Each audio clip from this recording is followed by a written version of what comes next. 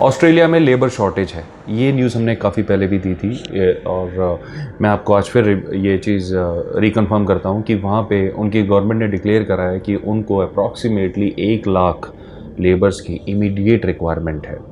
तो क्या उससे वीज़ा आसान हो जाएगा? क्या उससे लेबर का मतलब क्या है? वहाँ जाके क्या लेबर वाले काम होंगे? और किस तरीके से वहाँ पे अगर जाया जा सकता है, अगर किस तरीके से जॉब ली जा सकती है, ये सारे सवाल आपके मन में आ रहे होंगे। तो इस वीडियो में ये सारी चीज़ें डिस्कस करेंगे। बहुत ही छोटी सी वीडियो है, आपका ज़्यादा समय नहीं लेगी। तो पूरी तरीके से समझने के लिए एंड तक ज़रूर देखें, क्योंकि अगर आपने आधी अधूरी वीडियो देख के अप्लाई कर दिया तो सक्सेस रेट ड्रॉप हो सकता है, वीज़ा मिलने के चांसेस ड्रॉप हो जाएंगे। तो एंड तक देखिएगा, मैं इसमें आपको सारी इन्फॉर्मेशन दूंगा। सबसे पहली बात, ये कोई अफवाह नहीं है, बिल्कुल कन्फर्म्ड है ये न्यूज़।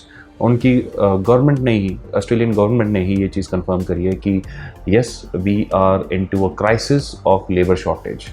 तो ऑस्ट्रेलियंस जब बोलते हैं या वेस्ट के लोग लेबर शॉर्टेज बोलते हैं, तो दैट डजंट मीन कि वो लेबर की जॉब्स हैं। लेबर का मतलब आप सीधा मैन पावर भी कह सकते हैं कि हाँ जी हमारे पास थोड़ा सा शॉर्टेज है, बेसिक मैन पावर की शॉर्टेज है। अगर उनको शॉर्टेज होती है स्किल्ड लेबर की, तो वो बोलते हैं पर्टिकुलरली कि हाँ हमारे पास स्किल्ड लेबर की शॉर्टेज है। तो यहाँ पर जो उन्होंने अनाउंस करा है कि हमारे पास लेबर शॉर्टेज है, तो आप समझ सकते हैं कि बेसिक शॉर्टेज है, वहाँ पे बेसिक लेबर की शॉर्टेज है। तो इसको समझते हैं कि तो लेबर शॉर्टेज में हम कैसे एडवांटेज उठा सकते हैं। आपने सुना है हाई स्किल्ड वीज़ा तो ऑस्ट्रेलिया का ज़्यादा मुश्किल नहीं है, मिलता रहता है और वो अनाउंस होता भी रहता है। और वो इन्फॉर्मेशन आपने कई बार इस चैनल के थ्रू भी सुनी होगी। वो कैसे लगाते हैं वो फिलहाल इस वीडियो में मैं नहीं बता रहा। अगर आप उसकी भी इन्फॉर्मेशन जानना चाहते हैं आप कमेंट कर दीजिएगा, तो नेक्स्ट वीडियो में हम उसको भी आपको अच्छे से समझा देंगे किस तरीके से हाई स्किल्ड वीज़ा आप ले सकते हैं। तो फिलहाल ये वीडियो खासतौर से ये इंस्ट्रक्शंस उन लोगों के लिए जो लो स्किल्ड वीज़ा समझ लीजिए या फिर लेबर वाले जो वीज़ा होते हैं उसका एडवांटेज लेना चाहते हैं। तो सबसे ज़्यादा जो वैकेंसीज़ की जो इस वक्त क्राइसिस है, जो शॉर्टेज है, वो है फार्म्स में। करेक्ट, एग्रीकल्चर वीज़ा यानी एग्रीकल्चरल फील्ड्स में। ऑस्ट्रेलिया के अंदर सीवियर क्राइसिस है वहाँ पे, क्योंकि कोरोना की वजह से रिस्ट्रिक्शंस होगी। रिस्ट्रिक्शंस होने की वजह से जो फॉरेनर्स थे वो वापस नहीं आ पाए, यानी फॉरेन वर्कर्स जो थे जो काम करते थे ऑस्ट्रेलिया में, अफ्रीकन्स थे, नॉर्थ अफ्रीकन्स थे, ज़्यादातर वही लोग आते हैं वहाँ पे टेम्परेरी वर्क वीज़ा लेकर आते हैं। वो नहीं आ पाए क्योंकि 2 साल तक ऑस्ट्रेलिया क्लोज था। जब वो नहीं आ पाए तो उन्होंने अब काम तो करना ही है, तो दूसरे देशों में जाके काम करना शुरू कर दिया। तो यानी जितने मान लीजिए अगर 1 लाख लोग वापस गए तो उसमें से मुश्किल 20-25 हज़ार ही वापस आए ऑस्ट्रेलिया में, क्योंकि 70-75 हज़ार ने अपने ऑल्टरनेट कंट्रीज़ में अरेंजमेंट कर दी है। तो अब इसमें अब ये जो शॉर्टेज हो गई है, मान लीजिए अब क्योंकि वो सारे वापस नहीं आ पाए, तो ऑस्ट्रेलियन गवर्नमेंट ने ये बोला कि भी इससे तो हमारी इकोनॉमी कोलैप्स होने के चांसेस बन जाएंगे। कोलैप्स नहीं, नुकसान होने के चांसेस बन जाएंगे। तो हम उसको किस तरीके से कवर अप कर सकें। तो आप ये ना सोचें कि टूरिस्ट वीज़ा लेकर जाके वहाँ कन्वर्ट हो जाएगा, वो प्रोविज़न नहीं है, बिल्कुल भी नहीं है। तो ऐसा कभी ना करें कि आप टूरिस्ट वीज़ा लें और ये सोचें वहाँ जाके मैं वर्क कर सकता हूँ। कोई काम नहीं देगा, इलीगल हो जाएंगे आप। किसी ने काम दे भी दिया तो इलीगल होएगा वो, और वर्क वीज़ा पे कन्वर्ट नहीं होता। हाँ, कुछ लोग उसे टूरिस्ट से स्टडी में कन्वर्ट करा के फिर उसके बाद 2 साल का वर्क परमिट ले सकते हैं। वो भी सर्टेन केसेस में हो जाता है। आपकी लैंग्वेज के ऊपर कमांड अच्छी है, ये सारी चीज़ें ठीक है तो हो जाता है। बट अगर हम यहाँ पे बात करें कि टूरिस्ट को डायरेक्ट कन्वर्ट करना, जैसे शेंगन एरिया में हो जाता है या कनाडा में हो जाता है जहाँ बहुत पैसे लग जाते हैं, क्या ऑस्ट्रेलिया में होता है? नहीं होता। तो यानी सीधी सी बात, आपको पहले से ही वीज़ा लेना होगा। पहले से वीज़ा लेने के लिए सबसे पहला काम है आपके पास जॉब होना। हर बार आप मेरे मुँह से सुनते होंगे कि बिना जॉब के तो बात नहीं बनेगी। सबसे पहले रिक्वायरमेंट जॉब एप्लीकेशन। तो हमेशा की तरह मैं आपको एक लिंक देने वाला हूँ। ये भी लिंक काफ़ी कैलकुलेट करके, काफ़ी इवेल्युएट करके और थोड़ा सा रिसर्च करके हम आपके पास लेकर आए हैं कि आप इसका फ़ायदा उठा सकें। ये लिंक होगा एक कंसल्टेंसी का। ये एक ऑनलाइन कंसल्टेंसी है जो फार्मिंग जॉब्स में डील करती है ऑस्ट्रेलिया के अंदर। तो आप चेक कर सकते हैं कि आप जो भी वहाँ लिस्टिंग है उसको चेक कर सकते हैं कि आप एलिजिबिलिटी मीट करते हैं कि नहीं करते हैं। ये लिंक जो है काफ़ी जेन्युइन रहेगा, लेकिन मैं अगर वो आपसे कुछ पेमेंट मांगते हैं उसकी हम गारंटी नहीं लेते। वो आपका पर्सनल डिसीजन है कि आप उनकी सर्विसेज बाय करना चाहते हैं, नहीं करना चाहते। वो लिंक आपकी स्क्रीन पे आ रहा होगा, www.agrilabor.com.au। हो सकता है मैंने ठीक से ना बोला हो, तो आपकी स्क्रीन पे ये लिंक फ्लैश हो रहा होगा। तो अभी इस लिंक पे ना जाएं, इसे सेव कर लें, इस वीडियो को सेव कर लें या सब्सक्राइब कर लें इस चैनल को, ज़्यादा बेटर है। या सिंपली स्क्रीनशॉट ले लें। ये थोड़ी देर बाद आप इस पे जाइएगा, पहले आप समझ लीजिए करना क्या है। तो जब आप इस लिंक पे जाएंगे, हमेशा की तरह आपको लिस्ट ऑफ वैकेंसीज़ मिलेंगी। बहुत सारी वैकेंसीज़ होंगी, आप सर्च कर सकते हैं आप कहाँ जाना चाहते हैं। एरिया वाइज भी है वहाँ पे, प्रोविंशियल भी है, स्टेट वाइज भी है, अलग अलग तरीके से। तो आपको जो वैकेंसी सूट करती हैं, ठीक है, वो तो आपको सूट कर रही हैं।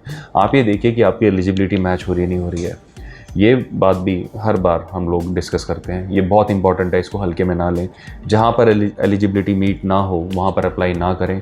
एलिजिबिलिटी का मतलब उन्होंने बोला कि आपकी ये एजुकेशन होना चाहिए, इतना एक्सपीरियंस होना चाहिए, तो वो एजुकेशन के और एक्सपीरियंस के वैलिड प्रूफ अगर आपके पास हैं तो ही वो काउंट होगा। अगर एजुकेशन आपने सर्टिफिकेट घुमा दिए हैं लेकिन आपने पढ़ा हुआ है तो वो काउंट नहीं होगा, या फिर आपके पास एक्सपीरियंस तो है लेकिन उसका कोई प्रूफ नहीं है तो भी अकाउंट नहीं होगा। यानी you should have a proof of experience provided with along with the education. अगर वहाँ पे लिखा है तो, अगर वहाँ फ्रेशर लिखा है या तो फिर तो कोई दिक्कत ही नहीं है, लेकिन अगर लिखा है तो ही आप अप्लाई करें, अदरवाइज ना करें। इस चीज़ का ध्यान रखें, क्योंकि अगर आप फ्लडिंग करेंगे तो वो स्पैम में डाल देंगे। स्पैम का मतलब है कि वो आपकी प्रोफाइल को फ्यूचर जॉब्स के लिए भी कंसिडर नहीं करेंगे फिर, तो ऐसा नहीं होना चाहिए, करेक्ट। तो इसका थोड़ा सा आपको ध्यान रखना होगा। तो जो वैकेंसीज़ वहाँ पे मिलती हैं, आप उस पर अप्लाई करने से पहले आपको वहाँ पे इस कंसल्टेंसी की वेबसाइट पे जाके अपनी प्रोफाइल बनानी होती है। अपने बारे में एक्यूरेट डिटेल लिखें, वही नंबर और ईमेल आईडी लिखें जो आप यूज़ करते हैं, जस्ट इन केस वहाँ से कोई करस्पॉन्डेंस होती है तो आप अवेलेबल रहें। अपनी एक्चुअल डिटेल वहाँ पे दीजिए। अगर वो आपके रिज्यूमे की कॉपी मांगते हैं तो वो आपको देनी चाहिए। इंटरनेशनल स्टैंडर्ड के हिसाब से ही रिज्यूमे बनाएं। इंटरनेशनल स्टैंडर्ड के हिसाब से रिज्यूमे कैसे बनता है उसके ऊपर सेपरेट वीडियो इस चैनल पे है, उसको जाके चेकआउट करें और आपको अच्छे से समझ में आ जाएगा कैसे करना है। और इन केस अगर आप चाहते हैं किसी से बनवाएं तो उसके लिए आप हमें भी कॉन्टैक्ट कर सकते हैं। एक इंटरनेशनल स्टैंडर्ड से resume along with a cover letter ये होना मस्ट है, ये आपके पास होना चाहिए। लेकिन ये मैंडेटरी नहीं है, ऐसा नहीं कि इसके बारे काम नहीं हो सकता। लेकिन अगर आप एक चीज़ जब अपनी प्रेजेंटेशन दे रहे हैं तो फर्स्ट इंप्रेशन लास्ट इंप्रेशन वाली कहावत यहाँ पर भी एप्लीकेबल होगी। तो इसलिए फर्स्ट इंप्रेशन आपका अच्छा हो, इसलिए हमारी तरफ से स्ट्रांगली रिकमेंडेड है कि होना चाहिए। तो जब आप ये अपना रिज्यूमे अपलोड करते हैं और जो सारी वैकेंसीज आपको दिखाई देती हैं उस पर अप्लाई करते हैं, कवर लेटर वगैरह अच्छे से बनाते हैं, फिर देयर आर चांसेस कि उनकी तरफ से करस्पॉन्डेंस हो सकता है। रिटर्न करस्पॉन्डेंस कहते हैं इसे। जब रिटर्न करस्पॉन्डेंस कंसल्टेंसी की तरफ से होता है तो वो दो तरीके से आपके साथ टाई अप कर सकते हैं। या तो वो आपसे इनिशियली पेमेंट मांग सकते हैं, या फिर वो आपसे कह सकते हैं कि आप रिक्रूटमेंट के थ्रू आइए, यानी आपकी सैलरी से कट होता रहेगा। आप देखिए यहाँ बार्गेन नहीं कर सकते। अगर उन्होंने वन टाइम पेमेंट मांगी, आप अपनी तरफ से कह रहे हैं कि नहीं मैं तो सैलरी से दूंगा, तो दे वॉन्ट एंटरटेन यू, अगर उनके पास वो प्रोविज़न नहीं है तो। लेकिन हाँ, अपनी तरफ से आप पूछ सकते हैं कि ऐसा कुछ मेथोडोलॉजी है जिसमें मैं अभी आप मुझे हायर कर लें और उसके बाद मैं अपनी सैलरी से आपको पे करता रहूँ। कुछ ऐसे आप प्रोविज़न आपके पास है, अगर है तो आप मुझे दे दीजिए।